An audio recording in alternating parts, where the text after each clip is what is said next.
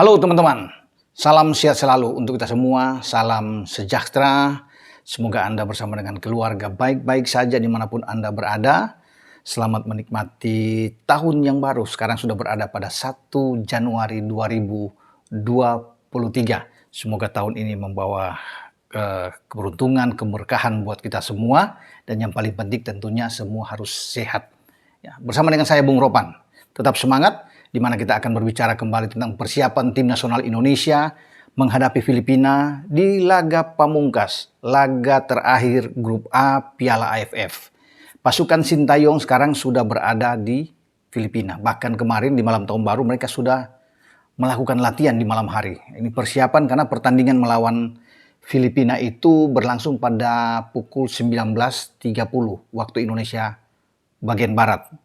Jadi semua pemain sekarang harus fokus, itu yang diinginkan oleh STY, karena ini walaupun secara kualitas mungkin saja banyak yang mengatakan, bahkan STY sudah berbicara lebih awal, yakin untuk bisa memenangkan pertandingan, tapi tetap harus hati-hati, harus waspada, tidak boleh menganggap remeh, memandang enteng tuan rumah, karena bisa saja sepak bola itu terjadi segala sesuatu yang di luar perkiraan.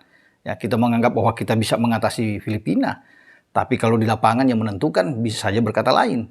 Dan Filipina bisa terlecut motivasi mereka untuk bagaimana mengalahkan Indonesia. Kalau kita kalah kan berbahaya. Kita bisa out, tersingkir di Piala AFF di saat bersamaan ada Thailand dan Kamboja bermain di Bangkok. Karena kita bersama Thailand di grup A sama-sama berada di atas dengan nilai 7.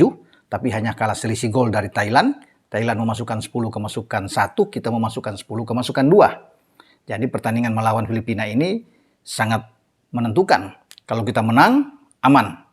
Ya, tergantung Thailand di sana bagaimana untuk bisa mengatasi. Tapi kalau kita imbang sebenarnya oke-oke saja. Dengan imbang kita tapi bisa menjadi runner up ketika Thailand bisa menjadi juara. Kita bisa menjadi juara grup ya dengan mencetak gol banyak ke gawang Filipina, mungkin 4-5 gol. Sementara di sana kalau Thailand cuma menang dengan 2 gol ya atau 3-1 melawan Kamboja, ya kita tetap akan menjadi juara grup. Thailand pasti tidak akan mengambil risiko untuk bermain-main dengan Kamboja karena pertandingan ini berlangsung secara bersamaan baik di Manila dan Bangkok, dan Thailand akan memforsir untuk memenangkan pertandingan karena tim asuhan Manu Polking ini itu mengincar juara grup. Yang pasti kita juga sama-sama mengincar juara grup. Kalaupun kita berada di peringkat kedua dan lolos ke semifinal, kita harus siap untuk menghadapi lawan-lawan siapa saja. Mau Vietnam, Singapura, Malaysia, harus kita siap untuk meladeni mereka dan kita bermain dengan tekad untuk bisa memenangkan laga. Dan itu juga yang diinginkan oleh STY sebagai pelatih. Tidak boleh memilih-milih siapapun lawan. Di semifinal harus kita hadapi karena target kita bukan sampai di semifinal. Kita harus ke final dan menjadi juara. Karena ini dianggap waktu yang tepat bagi tim nasional kita untuk bisa menjadi juara di saat kita punya materi yang bagus. Walaupun memang agak terkendala dalam persiapan ke Piala AFF ini karena kita tahu bersama kompetisi agak libur pasca tragedi Kanjuruhan, tidak ada laga-laga uji coba untuk bisa menatap pertandingan Piala AFF ini yang membiasakan pemain untuk uji coba, tapi kita sejauh ini belum terkalahkan di grup A. Selain kita hanya bermain imbang dan nyaris menang melawan Thailand, tapi kita memenangkan 2 laga sebelumnya, lawan Kamboja 2-1 dan lawan Brunei dengan 7 gol. Dan luar biasa buat kita, tinggal kita menyelesaikan pertandingan melawan Filipina. Namun sekali lagi, kita harus waspada. Ya, tidak boleh sekali lagi menganggap lawan dengan sebelah mata atau anggap enteng, karena semua bisa terjadi di lapangan. Kalau melihat dari head to head, saya pikir kita akan bisa mengatasi Filipina. Ya. Dan keunggulan kita dengan motivasi yang tinggi, pemain-pemain disiplin, ya. Tinggal bagaimana penyelesaian akhir di lapangan, itu yang paling penting. Finishing touch kita yang terus pasti di game blank habis dimatangkan oleh STY menghadapi Filipina. Karena bukan tidak mungkin, kita banyak peluang nantinya akan tercipta. Tinggal bagaimana penyelesaian akhir ini untuk bisa menjadikan gol. Ya, mengkonversi menjadikan gol ketika peluang itu terbuka. Kan ini menjadi masalah buat pemain-pemain kita. Nah, kita harus bisa meningkatkan ini. Komunikasi di lapangan, bagaimana masa transisi permainan kita di lapangan itu kan terus STY mematangkan ini, ya, sehingga kita punya kesempatan untuk bisa memenangkan laga. Siapa tahu kita bisa mengulangi apa yang terjadi pada 20 tahun silam di Gelora Bung Karno, di saat kita bertarung melawan Filipina dalam partai menentukan juga di grup A, karena kita bersaing waktu itu dengan ada Vietnam dan Myanmar, yang ketika itu masih unggul 1 poin di atas kita, tapi tim nasional kita yang ketika itu masih dipegang oleh Ivan Kolev, itu harus bisa menghadapi Filipina. Dan hasil akhirnya kita menang dengan telak bahkan 13 gol ke gawang Filipina, dengan Bambang Pamungkas dan Zainal Arif masing-masing membuat hat-trick saat itu. Luar biasa. Mengharapkan kita menang lagi dengan 13 gol melawan Filipina. Sekarang bermain di Rizal Memorial Stadium, markasnya Filipina. Ini sulit. Kita menang dengan 2-0 aja udah cukup. 2-1 udah cukup. Yang penting menang. Ya, apalagi kita bisa menang dengan di atas 2 gol. Ini tentunya lebih bagus karena kita butuh gol banyak untuk bersaing dengan Thailand. Dalam perolehan sesuai dengan persyaratan, kalau tim punya nilai sama, akan dilihat dengan selisih gol untuk bisa memenangkan atau bisa menjadi juara grup A. Nah, kita butuh ini. Tapi yang penting adalah menang melawan Filipina. Tidak perlu berpikir dengan gol banyak. 3 poin aja udah cukup buat kita. Karena itu yang diinginkan oleh STY. Yang dia sudah bilang dalam jumpa pers bahwa menang target utama mereka, dan siapapun yang menjadi lawan itu harus dihadapi oleh tim asuhannya.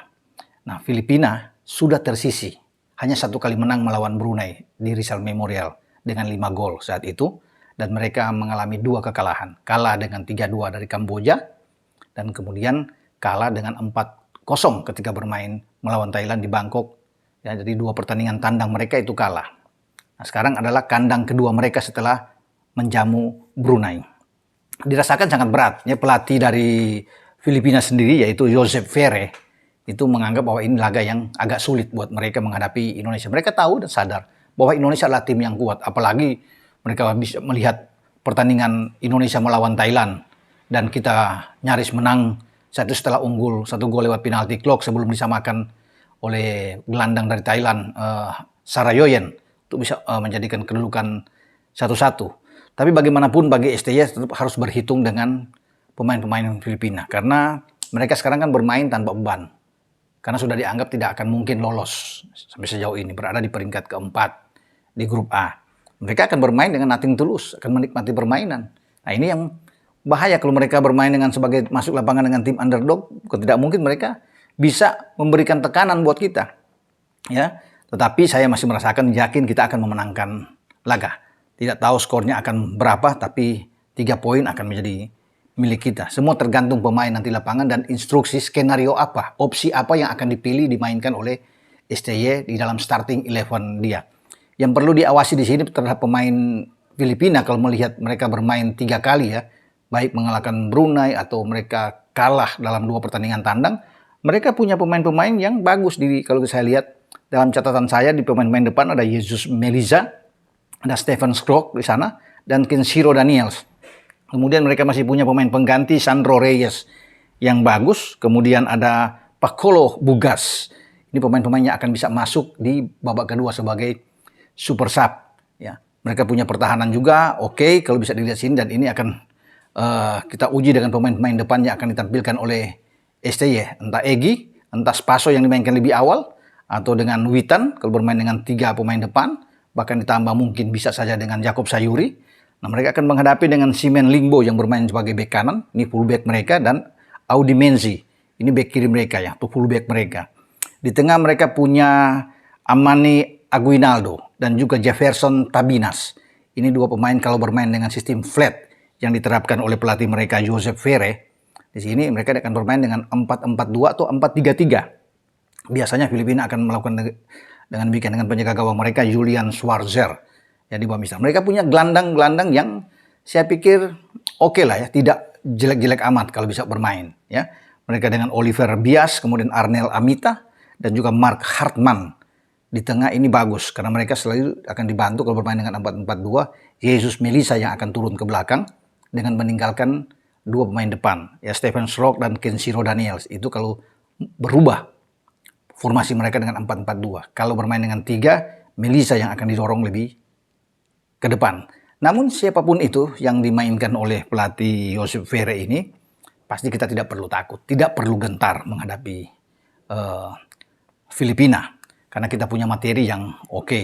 yang bagus. Nah, mungkin saja bagi STY dia akan mengubah ya, permainan kita di belakang, apakah dengan 3 back di saat Jordi Amat tidak bermain, karena ada akumulasi kartu saat menghadapi Kamboja dan menghadapi Thailand. Tapi kita tidak perlu khawatir, karena masih ada 2 pemain yang bisa mengisi posisi ini, di antara Hansa Muyama dan juga Rizky Ridho. Bisa aja 3-3-nya ini dimainkan bersama dengan Fakhrudin sebagai kapten ke-11. Atau salah satu tidak dimainkan, katakan Fakhrudin dan Hansamu atau Rizky Ridho, dengan memainkan Pratama Arhan yang main lebih awal. Dengan 3 back akan ke dalam, kemudian ada 3-4-3 lah katakan di sini. Ya. Kalau dengan 3 back yang saya bilang dengan Hansamu, Rizky Ridho dan juga Fakhrudin, berarti ada Asnawi dan juga dengan Pratama Arhan yang akan didorong lebih ke depan dengan 4 back dengan 4 gelandang mereka, termasuk dengan Rahmat Irianto mungkin bersama dengan Mark Locke. 3 di depan, ya bisa saja Spaso dimainkan lebih awal, Egy dan Witan. Nah, perubahan yang akan terjadi juga, bisa saja Asnawi duduk dulu bangku cadangan, kemudian menempatkan seorang Yaakob Sayuri. Kalau Asnawi tetap main, ya pasti salah satu di antara Rizky Ridho atau Hansamu tidak bermain dulu, mungkin akan di babak kedua, Fakhrudin bersama salah satu dengan Rizky atau Hansamu, Pratama yang ditarik lebih ke dalam, menempatkan Yaakob Sayuri bisa bermain dari sisi kiri, dan Asnawi bermain di kanan. Ya, itu yang bisa mungkin terjadi, karena banyak opsi yang akan bisa dilakukan oleh STY di saat menghadapi Filipina ini. Karena kita masih punya Marcelino Ferdinand. Bisa aja Marcelino akan bermain di tengah. Kalau bermain dengan 4-3-3 misalnya, Marcelino akan didorong lebih ofensif. Mungkin saja berada di belakang Spaso, jika Spaso dimainkan lebih awal. Dan 2 gelandangnya akan dimainkan oleh Rahmat Irianto bersama dengan Mark Locke. Atau Ricky Kambuaya yang dimainkan lebih awal kalau bukan Marcelino. Kalau bermain misalnya dengan 4-3-3 bukan 3-4-3. Ya kembalinya Pratama dan juga dengan Asnawi bermain di fullback. Dengan Rizky Ridho bersama dengan Fakhrudin. Kalau penjaga gawang pasti Nadeo. Ini kan kemungkinan-kemungkinan yang bisa dimainkan oleh STY. Karena STY kan lebih tahu dengan apa yang harus dia mainkan, skenario apa yang dia akan tampilkan. Pasti ada kejutan-kejutan di dalam starting 11 yang dia mainkan yang sulit untuk ditebak. Kalau mungkin 8-9 pemain bisa, yang saya ngomong tadi itu bisa benar ya untuk bisa dimainkan. Tapi kan bisa ada 1-2 yang disisipkan oleh STY sebagai kejutan menghadapi Filipina. Karena target utama adalah menang, bukan mencari hasil imbang. Ya. Mereka tentunya akan berusaha jangan sampai kalah. Kalau kalah berbahaya buat kita. Sampai di sini saya berbicara tentang persiapan Indonesia melawan Filipina dalam pertandingan terakhir, pertandingan keempat kita di grup A, dan saya meyakini kita masih bisa mengatasi Filipina di Stadion Rizal Memorial pada esok hari. Dengan Bung Ropan, dan terima kasih banyak untuk W88 yang terus mendukung channel YouTube Bung Ropan, karena W88 ini adalah sponsor resmi dari klub Fulham yang berkiprah sekarang di IPL, juga dengan tim tangguh Argentina yang baru saja juara di Qatar untuk Piala Dunia. Terima kasih banyak untuk ACC, Astra Credit Company, yang terus bisa mendukung, Dabinder, dan juga Resto Delis. Bagi Anda teman-teman, saya ingatkan yang belum bisa mendapatkan kirim tentang jaket, ya, hadiah dari Tebak Skor yang lalu, tenang. Karena di awal setelah tahun baru ini, tanggal 1, mulai akan dikirim-kirim lagi yang mungkin masih ada 20-30 orang yang akan bisa menerima. Jadi satu-satu akan dikirim. Jadi jangan putus asa, tetap punya harapan bahwa akan sampai ke Anda di tempat kediaman Anda, dimanapun Anda berada. Ciao!